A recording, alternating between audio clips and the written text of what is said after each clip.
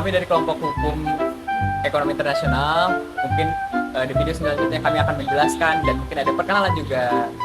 Stay tune. Halo teman-teman, perkenalkan nama saya Jihan Fadira Natasya dengan NIM belakang 127. Halo semuanya, perkenalkan nama saya Ilham Faris Banda dengan NIM akhir 120. Hai guys, kenalin aku Rena Aulia dengan NIM belakang 145. Hai guys, nama aku Iban Ali Farzan dan NIM belakangku yaitu 144. Halo, hai guys, aku Nabila dengan NIM belakang 149. Ini bisa dikat. Oh iya. Awas lah. Halo. Halo semuanya, namaku Muhammad Azmi Sakiwan Merdeka, M titik ya, dengan di belakang 141. Hukum ekonomi internasional adalah semua norma atau aturan baik publik maupun privat yang mengatur semua kegiatan-kegiatan ekonomi yang memiliki unsur internasional, di mana beberapa ahli memiliki pandangan atau ruang lingkup yang bervariasi mengenai hukum ekonomi internasional itu sendiri. Sekarang aku bakal jelasin dari sudut pandang Gerhard Weibel. Gerhard Weibel mengartikannya sebagai hukum yang mencakup seluruh aspek yang berkaitan dengan aspek ekonomi itu sendiri dari hubungan antar negara. Adapun ruang lingkupnya yaitu ada hukum dagang, hukum investasi, dan juga hukum fiskal. Adapun dalam ruang lingkup hukum ekonomi internasional itu sendiri yaitu perjanjian internasional, kebiasaan internasional, prinsip-prinsip pada hukum, keputusan hakim, dan juga pendapat para ahli, sarjana, pakar pada bidang-bidang ekonomi tersebut. Dalam kasus mengenai perang dagang antara Amerika Serikat dan Tiongkok, kita bisa menganalisis menggunakan 3 teori. Yang pertama itu teori proteksionisme realis. Dalam teori ini menyampaikan bahwasanya negara itu bisa menaikkan biaya impor kepada negara lain. Nah, dengan kasus ini Amerika Serikat itu menaiki biaya impor kepada Tiongkok kurang lebih 200 miliar US dollar. Nah, dengan kebijakan tersebut Tiongkok itu tidak menerima dengan kebijakan yang dilakukan oleh Amerika Serikat, dan mereka pun membalas menaiki biaya impor kepada produk Amerika Serikat sekitar 60 miliar US dollar. Nah, selain selain melakukan biaya tarif impor yang cukup tinggi, Amerika Serikat juga memboikot beberapa produk teknologi dari Tiongkok, yang salah satu contohnya gitu yang sering kita tahu itu adalah Huawei. Hal ini bertujuan untuk melindungi stabilisasi industri di Amerika Serikat. Sekian. Teori kedua adalah teori keunggulan komparatif. Menurut teori ini, negara akan memperoleh keuntungan jika memproduksi barang lebih efisien dibandingkan negara lain. Di Tiongkok memiliki keunggulan berupa biaya tenaga kerja yang relatif lebih murah, sehingga dapat memproduksi barang dengan harga kompetitif. Kondisi ini menyebabkan defisit perdagangan antara Amerika Serikat terhadap Tiongkok.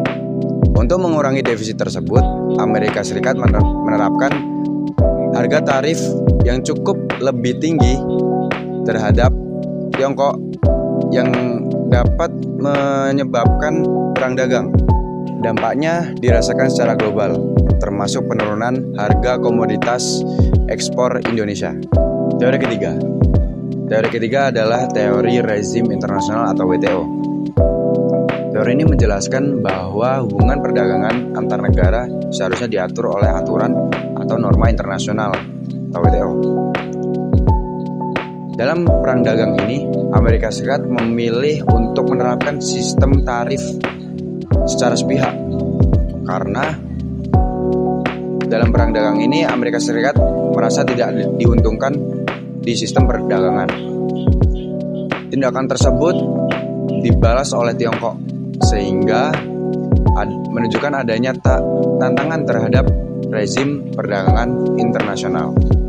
Oke teman-teman, di kesempatan ini saya bakal menjelaskan nih bagian studi kasus.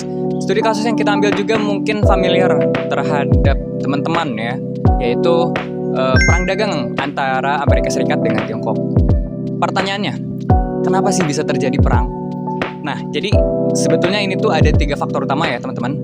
Yang pertama yaitu adalah faktor ekonomi. Di beberapa tahun sebelumnya, Amerika Serikat itu mengalami namanya defisit. Bahkan kalau misalkan kita lihat di tahun 2017, Amerika Serikat itu mengalami defisit yang besar, yaitu sekitar 375 miliar dolar AS. Yang artinya Amerika Serikat itu lebih sering ataupun lebih besar membeli produk dari Tiongkok daripada menjual produk kepada Tiongkok. Dan yang kedua nih teman-teman, ada masalah perdagangan. Jadi sebetulnya ini itu lebih ke praktik dagang ya teman-teman. Nah, AS itu di bawah kepemimpinannya Donald Trump itu menganggap kalau misalkan Tiongkok ini banyak melakukan praktik yang tidak adil. Salah satunya adalah subsidi besar-besaran terhadap industri di dalam negeri. Lalu yang ketiga nih, ada motif politik dan strategis. AS juga menilai bahwasanya Tiongkok itu memulai kebangkitannya, yaitu dari program Made in China 2025. Nah, yang artinya Tiongkok ini mulai merambah, menggeserkan dominasi ataupun hegemoni dari Amerika Serikat terhadap dunia.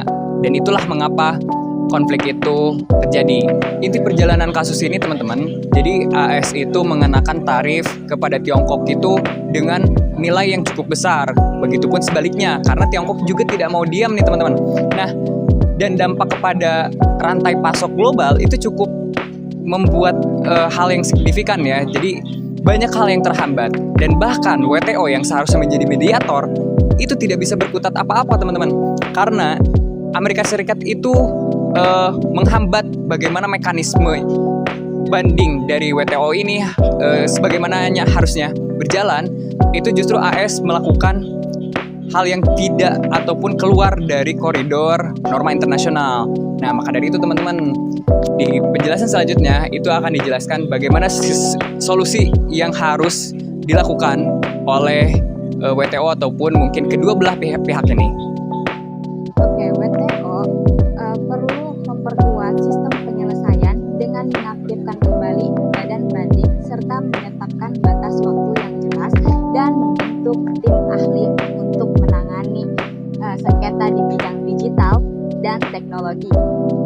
Oke, solusi untuk penyelesaian konflik perdagangan antara Amerika Serikat dengan Tiongkok yang pertama, memperkuat sistem sengketa antara Amerika Serikat dengan Tiongkok di WTO. Sengketa perdagangan Amerika Serikat dengan Tiongkok dapat diselesaikan melalui mekanisme WTO agar tidak memperburuk konflik. Oke, solusi yang kedua adalah perjanjian perlindungan kekayaan intelektual yang lebih kuat. Amerika Serikat dan Tiongkok perlu membuat perjanjian perlindungan kekayaan yang lebih kuat dan tegas. Pelaksanaannya harus diawasi oleh lembaga independen serta disertai sanksi yang jelas bagi para pelanggar. Oke, solusi yang ketiga adalah reformasi subsidi dan keterbukaan informasi. Tiongkok perlu lebih transparan dalam melaporkan subsidi dan menyesuaikannya dengan aturan WTO. Jika reformasi dilakukan dengan baik, maka Amerika Serikat dapat mengurangi tarif secara bertahap. Mari kita ringkas penjelasannya. Jadi pada dasarnya, hukum ekonomi internasional itu penting banget dalam menjaga keteraturan dan kestabilan perdagangan antar negara. Tapi dalam menjalankannya tentu pasti ada permasalahannya, sehingga menyebabkan perang dagang seperti pada studi kasus kita antara Amerika dan juga Tiongkok. Perang dagang Amerika dan Tiongkok memberikan dampak yang cukup signifikan, seperti menurunnya rantai pasok global, memberikan dampak kepada negara-negara berkembang, serta menurunkan efisiensi perdagangan internasional. Setiap masalah pasti ada solusinya.